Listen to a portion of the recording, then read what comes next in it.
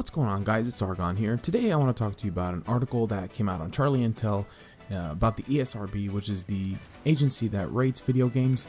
They released a statement to Kotaku regarding the use of supply drops in video games and whether or not they consider them to be gambling. So in the statement, it says, ESRB does not consider loot boxes to be gambling. While there is an element of chance in these mechanics, the player is always guaranteed to receive in-game content, even if the player unfortunately receives something they don't want. Now, the basis of their argument is that yes, no matter what happens in the supply drop system, you will get something. So whenever you put in money or buy or have keys or whatever it is, you're guaranteed to get something. It doesn't matter whether it is you like it or not.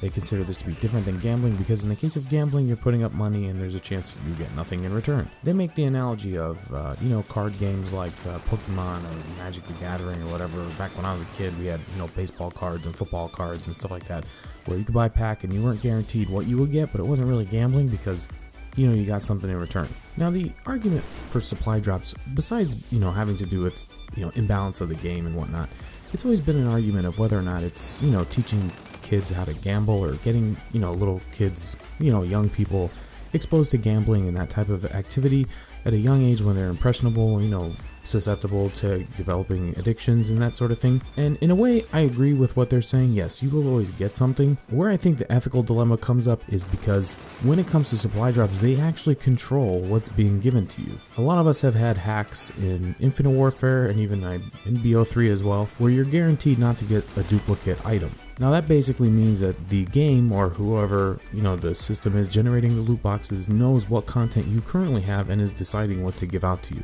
Clearly that's going to cause a dilemma, and they've even come out and said that they, so clearly that causes a dilemma when it comes to the supply drop system because it's not truly random. It's not like when you go buy a pack of cards, whatever you get, you're going to get. I remember when I was a kid, I used to collect football cards, and I went to this comic book store one time and I really wanted this, whoever it was, somebody's card. You could buy cards individually at a certain price to guarantee that you got the card you wanted, or you could buy a pack. It'd be kind of like if they offered certain weapons in Call of Duty that you could buy for a price, or you would just buy supply drops. In this case, I bought the card, it was like $1. And while I was at it, I asked my dad to buy me several packs of cards.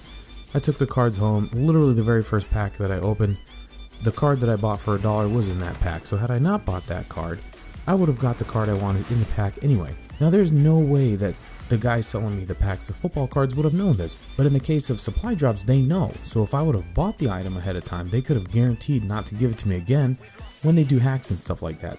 So in that way, there's some ethics involved because, they are kind of controlling what you get. Now, when it comes to whether or not this is actually something that might cause problems with children and, developing gambling habits, let's talk about that. To put it quite simply, if you're buying COD points to buy supply drops, you fall into one of two categories. Either you're buying these using your own money or you're buying these using money that somebody gave you, be it your parents or whoever, right? So let's start with, the two categories and we can kind of break them down by age groups. In the category of people who are using their own money, you've got older people like myself that work full time, and then you've got younger people, maybe they're fresh out of college, maybe they're in high school, they've got a job, they're making their own money, but they're not exactly responsible for everything. So in the category of people who are buying these themselves, you've got, older people who are more established, they're independent, they work full time, they pay all their own bills, they're self-supportive, and then you've got younger people who are maybe just in high school, they've got some part-time job, they're making extra cash, they don't really have any financial obligations to anybody, they don't have to pay rent, or maybe they do, or whatever it is, they're not fully independent. Now when it comes to deciding whether or not this is really like a gambling or ethical issue, like it really comes down to whether or not you have established the value of money. So in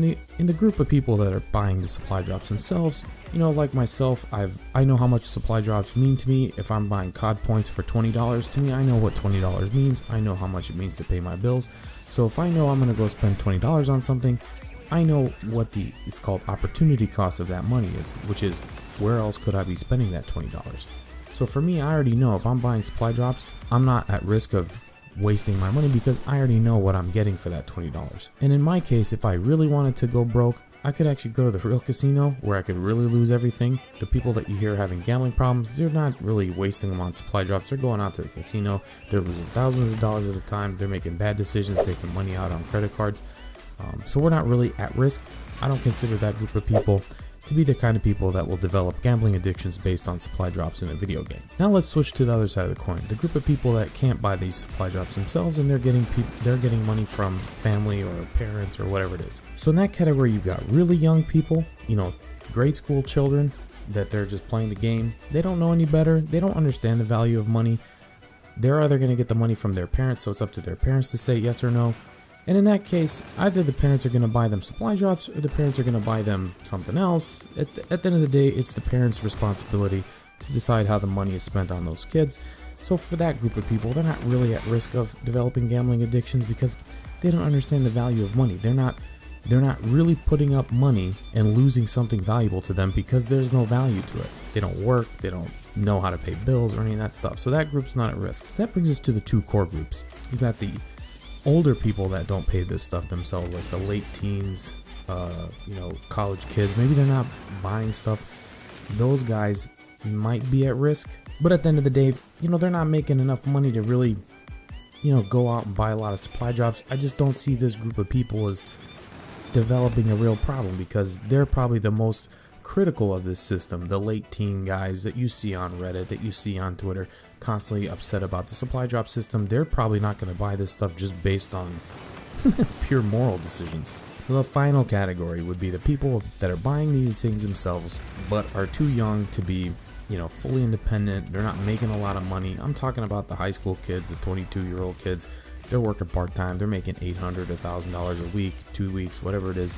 They've got dispensable cash. To them, they spent $100 on supply drops. That was a really bad decision. Unfortunately, these are the group of guys, I think, in my opinion, that are going to be the most susceptible to having problems with this. And honestly, when it comes down to it, what you're going to see is somebody who's 20 years old, makes $150, spends it all on supply drops, then has no money to go out with his friends, has no money to go do anything else that he wants to do. He's going to realize that was a waste of money.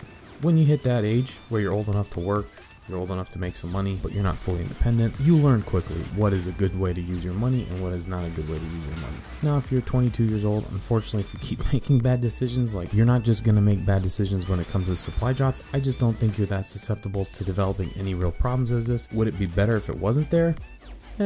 Probably. But is it really Activision or another game developer's responsibility to, decide whether or not to take that person's money? I don't know.